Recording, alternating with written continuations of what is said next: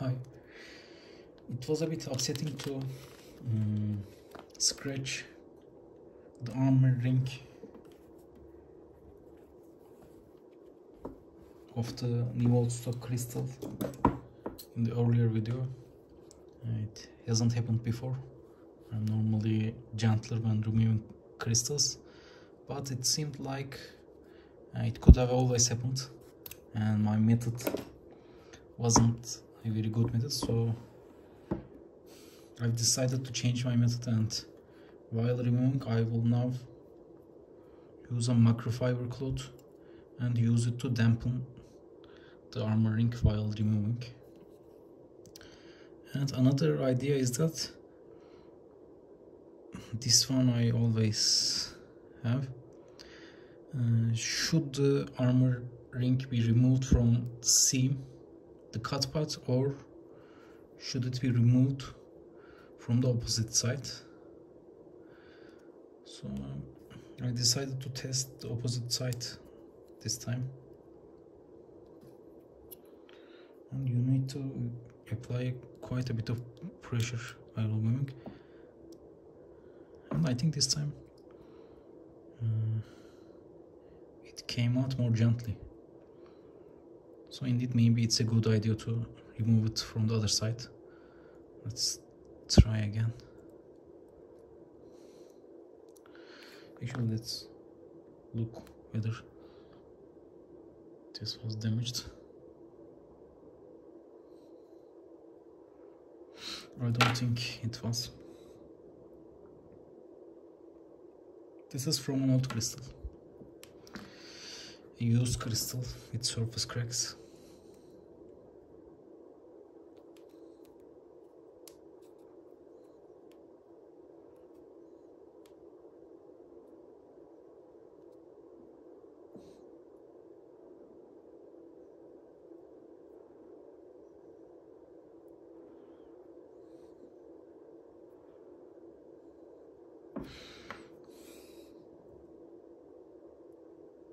Under the loop it seems perfect, no issues. So maybe indeed it's a better idea to remove the crystal from the opposite side and use a cloth to catch the crystal so it doesn't fly off.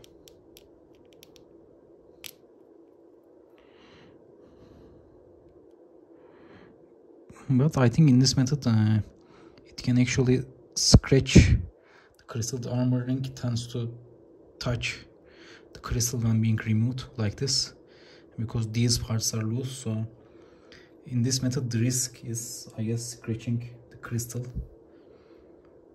So maybe, I don't think there is an easy way to prevent it. Maybe like a masking tape, using a bit of masking tape in the inner side of the crystal could prevent it, and 3M masking tapes are usually high quality, so maybe it's a good idea to use a bit masking tape here.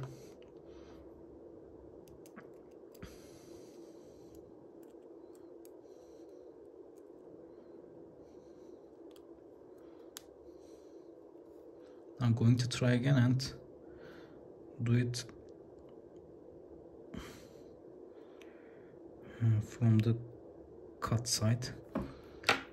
I want to see whether removing the armor ring from the other side deformed the armor ring, because I see a lot of deformed armor rings on watches. I always assumed it's from pressing the crystal while the armor ring isn't perfectly seated.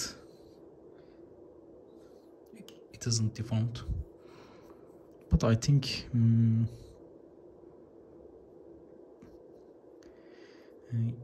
removing from the other side maybe could be damaging to the ends because they go free.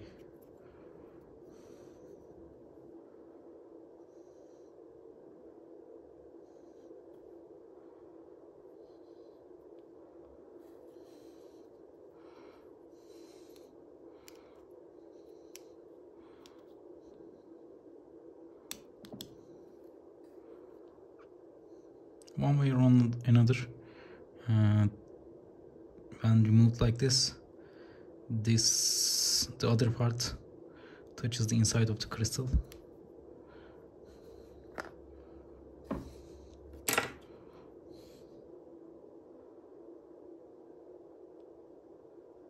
And with a loop, I don't see any damage to the harmonic or any deformations.